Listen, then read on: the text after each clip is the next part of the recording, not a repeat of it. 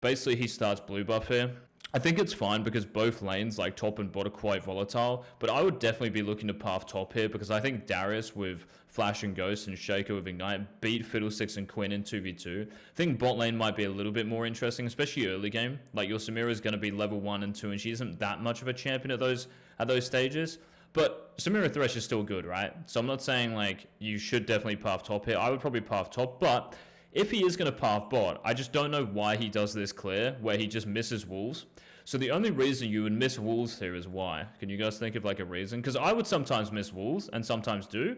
So if you go like 1, 2, and then 3, that was a big ass 2, eh? Or if you go 1, 2, and then 3, like why are we missing wolves? The reason you're missing wolves is because that lane you're pathing towards is already fighting by the time you're like this, right? Along this line. I mean, they can be fighting even when you're doing blue buff. If enemy bot lane is literally less than like half HP, especially if they're burned flashes, just get there ASAP. Same with top. If you're pathing like this, and let's just say Quinn Darius for fighting, you can just say, well, I could either do wolves here or red buff for level 3 and then get here because I just know that lane is so juicy for me. They have no flash. They're really low HP. I want to get there quickly. You're obviously going to do red buff instead of wolves because of the slow and damage it gives you, right? But here in this game, look at the enemy bot lane for me. You can even just look on the minimap, by the way. Don't look here. Look on the minimap. They're so far away from the enemy bot lane or like the Thresh and Samira that you just know that nothing's happening. Mid lane as well, right? It's not like Yone's right on top of Zillion and he's just landed his like Q3 as Tornado. Or Darius is right on top of Quinn like hitting her, right? Like nothing is going on in these lanes. This is really passive here. So as any jungler, not just Shaco, you should be hitting walls here. So there's no reason to skip walls. That's the first thing. The next thing here is like, I don't really have an issue with like how he ganks and stuff, but I don't know why he doesn't shove this lane out. And this is the issue with these videos that I have. If you guys go and watch me review myself playing against Shaden, who's rank 1 NA, and I honestly thought that I would have absolutely pumped him that game had my teammates not ran it down. But anyway, that's beside the point. In that game, like I even say things that I mess up. I think there was like one point where I should have insta-dove bot instead of doing my red buff at level 6. And maybe there were like 1 or 2 micro things, but they're very touch and go, like very touch and go, and I'm playing on 180 ping, right? But I'm always willing to accept like a mistake or there's an improvement here. This guy doesn't say anything about how he should have shoved the next wave. So the next wave is here, right? And look where Samira is, his AD carry. She's so far away from this lane that he has to shove this for her. If Samira was here in the lane, let's just say she's near where the actual health pod is here, right? Or where this jungle item is. If she was anywhere on Shaco's screen, he can run off. And we'll talk about this in a second. But here he should just shove the wave. Instead, he decides to go for an invade. Okay, so the first mistake here, and big mistake, is he doesn't shove. He definitely should. The second mistake here is actually clicking into Fiddlesticks' jungle. I get the feeling that this player, and lots of you might be like this, will invade because, oh my god, I know where the Fiddlesticks is. I beat him in a 1v1, which I'm not so sure about that. The circumstances have to be like good, right? You have to be like ambushing him on a camp, or he has to be face checking a box in order to do that. Fiddlesticks is actually like quite annoying to kill. In this game, why else is it really bad to invade? So in terms of 1v1, I don't really like it because you've already shown on the map, right? So whenever you guys show on the mini-map, you give information away about what camps you've done and what camps you're going to do, right? Whether it's the enemy jungler's camps or your own camps, or maybe something in river, so like crabs or grubs, whatever it is. So as soon as Shaco shows here, he's saying, hey Fiddlesticks, here I am. I've done my blue, gromp, and red because I've got both buffs with 12 CS. And I would have like a little bit more CS because I've killed a couple of minions or whatever the case may be. But that's my pathing in this game. What I'm going to do after this, you can even tell how Shaco is running off that wave, but he clearly is running into Fiddlesticks' jungle off that wave, right? It's not like he's running back to his Krugs. Why else is it really bad to do this? It's not just about invading one person, okay? You need to stop thinking about it like you're invading the enemy jungler and just that, like that's it. That is the case when you are going to one-shot them. So when you know that you are going to invade an enemy jungler on one of their camps and you just know that you don't even need to care about their teammates or your teammates because they're solo, you've seen them on the minimap showing somewhere, or you just know they're going to be farming a camp and you're really strong. Like you can quickly kill them, right, before their teammates react. How is a Shaco here, or any jungler, again, it doesn't matter what the champion is, how is a Lee Sin, Shaco, Nidalee, Graves going to invade like this when the Fiddlesticks knows exactly where they are? And the Fiddlesticks as well, whether it's a Karthus, Fiddlesticks, Brand, Hecarim, Lilia, etc. Lots of junglers here are going to be close to level 4, by the way. So when he actually gets here at about 3:15, because it's about 15 seconds from that wave, the Fiddlesticks is going to be level 4. Now, Shaco still kind of does okay, But it's way too even, right? Like, we always want to try to get towards 100% when we make a play. So if that's 0, that's 100. Like this now, all of those reasons are pushing it further back, right? What are the other reasons that make this play really difficult? So in terms of 1v1, like, we don't even know if we win it, right? So if we don't know, we go to 0. We're at 0. Like, there's no play to make. You have to be black and white about it. It's not like, oh, it's kind of in the middle, 50-50. No. If you want to be an actual Chow jungle, you have to say things like, right, if I don't know how a play is going to go, that basically means it's 0%. I'm never going to go for it. If I know for a fact that I can invade here because I've got hard prio, my Thresh is full, like HP and mana, he's moving off the wave. The Ezreal is recalling under tower, so he's not going to be here for 30-40 seconds on the map. So essentially it's a 4v3 here, right? All of a sudden I can say 100%, like, how is this not going to be good? You have to talk in absolutes when you make plays like this. So if I do this, I know for a fact it's going to be good. If I do this, I know for a fact it's going to be bad, so I do the next best thing. So thinking about this invade is great. Don't get me wrong, like, thinking about invading is always the best thing, right? Because we want to go for the enemy jungler's ones, or like our ones essentially, you know what I mean? Like, we want to kind of work our way out and then come back in to our camps, because our camps are never going anywhere. There are certain situations where you don't have to worry about that, but yeah, anyway. Hopefully you get my point here. So with Karma running out of base because she died, with Ezreal running out of base because he died, and they're going to have home guards as well, the Shaco's invading here when his Thresh is, like, practically dead. Like, he wants to recall and stuff, right? And they've got a level 4 enemy jungler. Again, it doesn't matter even who the champions are here, right? Substitute Thresh for any other support who needs to base. And Samira is level 2 all the way back there. So Ezreal might have... I mean, I guess Samira will have first access to the wave, but hopefully that is enough for you guys to see. So this invade is really bad. What should he do instead? All he should do is go back to Krugs and go back to Raptors. And in this game, if I was playing as Shaco, if I go back to Krugs and Raptors... But Eagz, why do you not sit at Scuttlecrab? Because it's not up for like 20 seconds, right? So when he runs off the wave at 3 minutes, if he just goes back to Krugs and then Raptors, it will be 330-ish, maybe 335, 340. And all I'd be thinking about is, look, this Fiddlesticks, with his Karma here, with his Ezreal here, before my Thresh might be like out here somewhere, I know that this bot crab's really difficult to get. It might be doable, but stuff would have to change, right? Like Zilean solo kills the Yone. But even then, the Yone TP's back on full HP. You see how it's still difficult, right? To contest that bot crab there. So after he goes something like Krugs Raptors, I think doing that is great. Because Fiddlesticks in this game started Raptors. We know that because we had awarded as Raptors. So those Raptors will spawn about 3:55 to 4 minutes latest. So if we go Krugs Raptors and then it's 3:40 as we're moving around here, we don't even have to do this crab. Try to take his Raptors first. Now that might depend on mid lane as well. If you're thinking to yourself, look, that Fiddlesticks can do this crab at 3:30. Finish it at 3:40, let's say, and he can run straight for his Raptors, which he should do. That might end up being a 2v2. So if I start Raptors here and it's a 2v2, do we win? Do we lose? Do I think I can take his Raptors before he gets here? So that's what I'd be thinking about in this game, like rotating like this and then coming back out for these. And then I'd probably think about basing and going top to bot, something like this, right? But in this game, the invade works out. You might be like, but Eagz, the invade works out. Like, you're wrong. Like, the invade works out. Bro, do you really, like, judge stuff off results? Do you think, like, this Karma and Fiddlesticks, like, do good here, I guess? Like, Karma just running into the Thresh hook and then running around that long wall instead of just running back? Like, all of this is just super troll. So they end up killing the Karma here. It's still useful to, like, go through this because there's lots of teaching still available to us. So Shaco ends up getting the bot crab. Is this good? Of course. Like, this is fine. Like, why would you not get the bot crab here? Absolutely fine. Now, we also know that Fiddlesticks is really low, yeah? But all I want you guys to think about here is, like, what would you do after doing this crab here? What would you guys think of doing? He ends up ganking mid lane, which I think is honestly just, like, troll, because Yone knows exactly where he is, right? And again, like, this Yone is standing here. Why do you think that is? Why do you think it's really hard to kill mid lane? Because Shaco's shown already.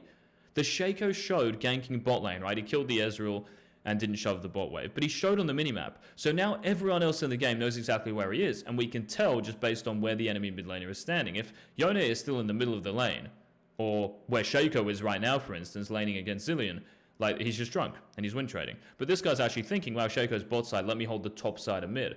So going through mid lane here, or just going mid lane here for a gank, I think is just a massive waste of time. I think if I was playing as Shaco here, I might think about doing my Raptors, and then I'd probably think about recalling, yeah? Because I know that that top crab is really difficult for me to contest. Because I know the Fiddlesticks is going to base before me, because I've decided to do bot crab, so all the way back here.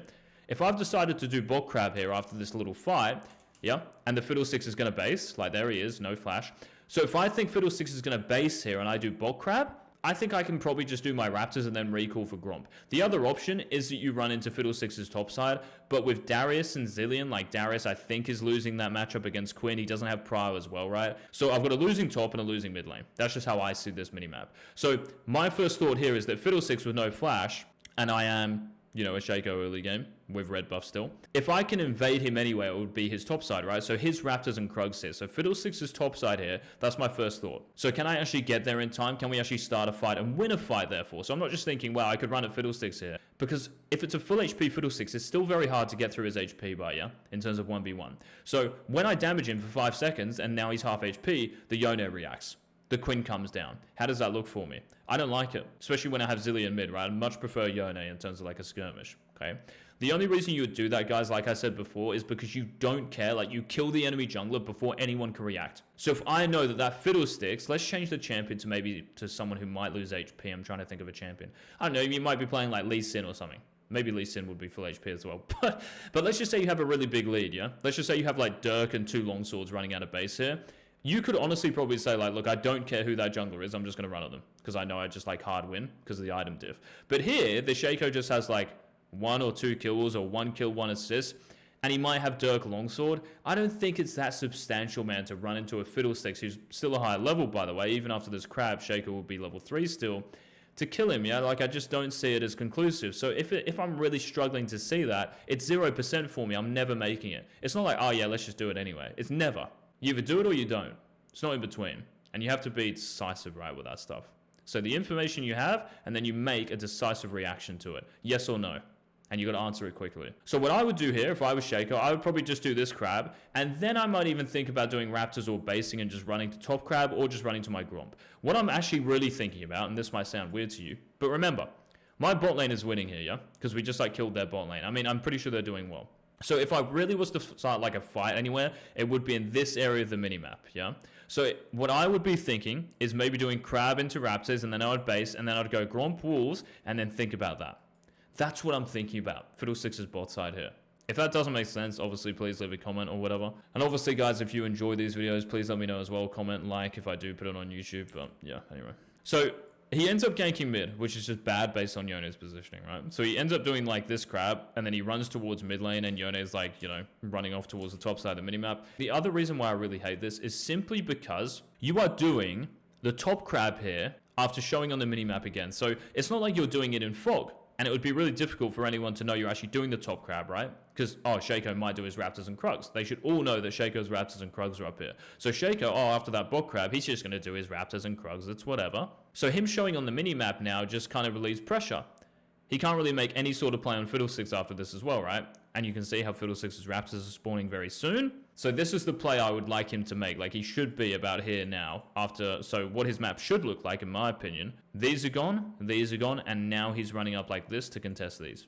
That's what I would be doing. And oh my god, the Yone's coming over, the Fiddle's coming over, then I just run out. I'm pressuring a level 4 Raptor camp with my Smite, and it would be so good if I got that. Like, so good. It would really, like, snowball jungle. Or, like, give you a lead. Anyway. So showing mid here for no kill is just awful. And then what he does, I guess he kind of has to do it here. But I'm also thinking that this player is saying to himself, look, if this gank doesn't work, it's whatever. I can just go to top crab anyway. You are running 20 seconds for 70 gold. Like, look, 61 gold, not even that. So you're running top for 60, 70 gold. That's 20 seconds, right? So if you think about it, guys, in like a 30 to 40 second period in the early game, if you have 2 camps up, that will take you about that time, right? Like 30, 40 seconds to do those 2 camps. This guy just spent 40 seconds to do the bot crab and the top crab, and you might be like, wow, he's like, he got 2 camps then in 30, 40 seconds. He showed on the minimap while doing it, and he got 120 gold. 120 gold is 1 normal camp. So in my version of the game, let's just say that I didn't even invade Fiddlesticks' top side, right? Let's just say that after that gank at 3 minutes, I go Krugs, Raptors, and base. And I go like maybe to my Gromp and Wolves, right? At 4:15. If I do that, bro, like in this situation where he is now, these camps are gone, and I'm basically where he is, but level 4, and Fiddlesticks doesn't take my whole top side.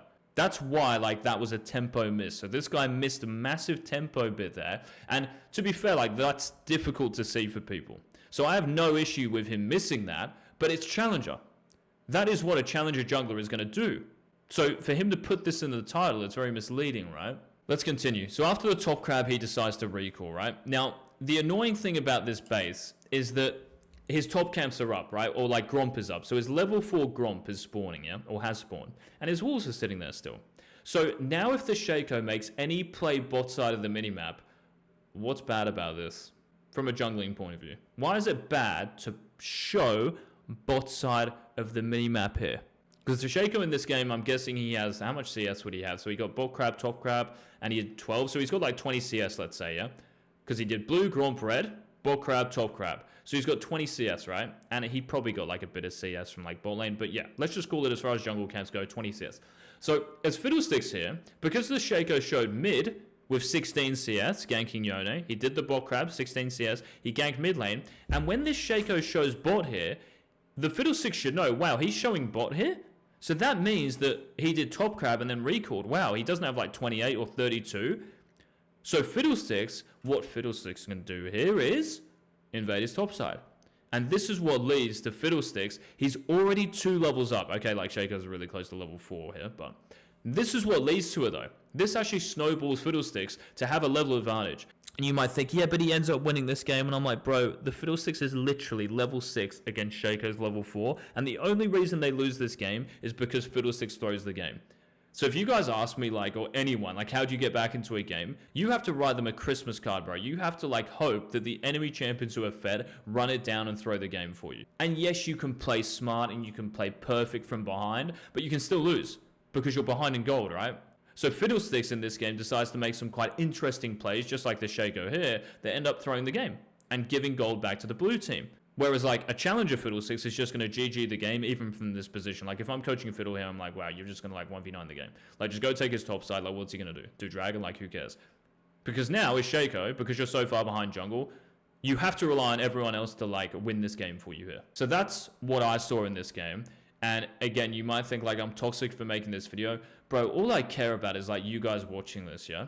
So when JMO, you know, that coach or fake coach or whatever, and there was a bit of a saga about him, when he was like coaching Dante's or whatever and giving his opinion and stuff, it was so bad that I had nothing against him personally. It's just like you're giving out information to people who obviously really want to get better at the game. Like people click on this, wow, like this is going to teach me how to like become a challenger jungler and play Shaco really well. How to carry on Shaco, oh my god. I look at this and I think, how on earth is this carrying? You are level 4 at 6.5 minutes, 2 levels behind a Fiddlesticks. And some of these moves make 0 sense. And I just wanted to show you guys, hopefully like what actually like a real kind of like review looks like from someone who's like been there and done it. So yeah, if you did enjoy this video, guys, please leave a like on it. But yeah, thanks for watching. Don't be sugar, bye.